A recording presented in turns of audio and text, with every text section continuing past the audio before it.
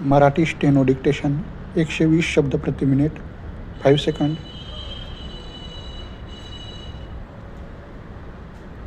Start. सभासद बंधू भगिनींनो, परिच्छेद सप्रेम नमस्कार. परिच्छेद पाडव्यापासून व्यापारी व उद्योजकांच्या नूतन वर्षाची सुरुवात झाली.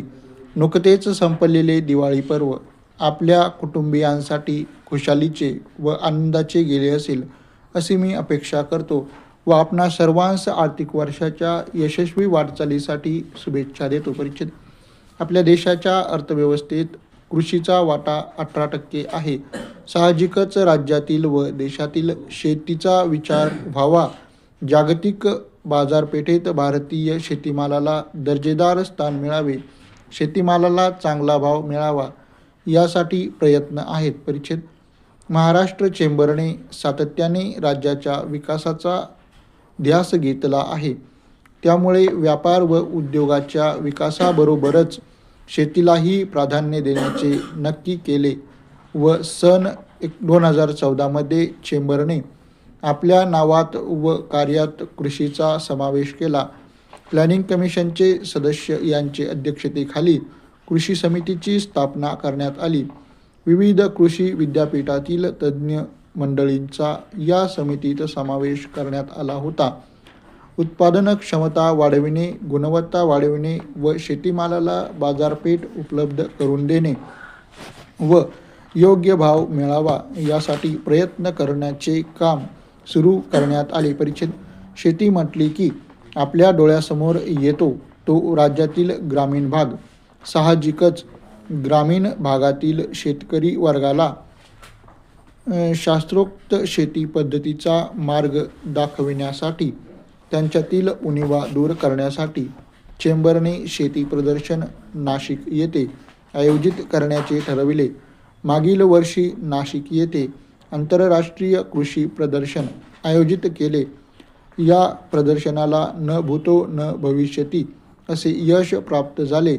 या प्रदर्शनाचे यश बघून दर 2 वर्षांनी असे प्रदर्शन आयोजित करण्याचे ठरविण्यात आले. या प्रदर्शनाचे संयोजक म्हणून माजी अध्यक्ष महोदय यांचेवर जबाबदारी सोपविली होती. परिच्छेद केवळ स्टॉल प्रदर्शित करणे हा या प्रदर्शनाचा उद्देश नाही, तर भारतीय शेतीचे स्वरूप, प्रश्न, समस्या, त्यावरील उपाययोजना यावर शैक्षणिक व लोकजागृती करण्याचे उद्दिष्ट चेंबरचे आहे. त्यासाठी प्रदर्शन कालावधीत 9 चर्चासत्रांचे आयोजन चेंबरच्या वतीने करण्यात आले आहे. 30 पेक्षा जास्त कृषी तज्ज्ञ व सल्लागार यांचे मार्गदर्शन लागले. परिच्छेद कृषी विकासाच्या दृष्टीने चेंबरने राज्यातील इतर विभागाचाही विचार केला पाहिजे.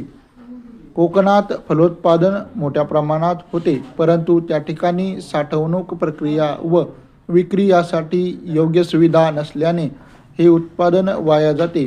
याकडे चेंबरने लक्ष देण्याचे ठरविले. त्यासाठी प्रक्रिया उद्योग सुरू व्हावे, निर्यात वाढावी यासाठी गेल्या वर्षी कोकण कृषी व फलोत्पादन परिषद रत्नागिरी येथे आयोजित केले होते. ही परिषद अत्यंत यशस्वी ठरली.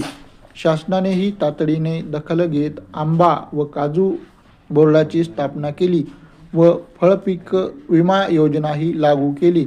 त्याचप्रमाणे फळांची जलद वाहतूक व्हावी यासाठी जलवाहतुकीस प्राधान्य देणे आवश्यक आहे व त्यासाठी सोयी सुविधा निर्माण करण्याचे ठरविण्यात यावे असे ठरले.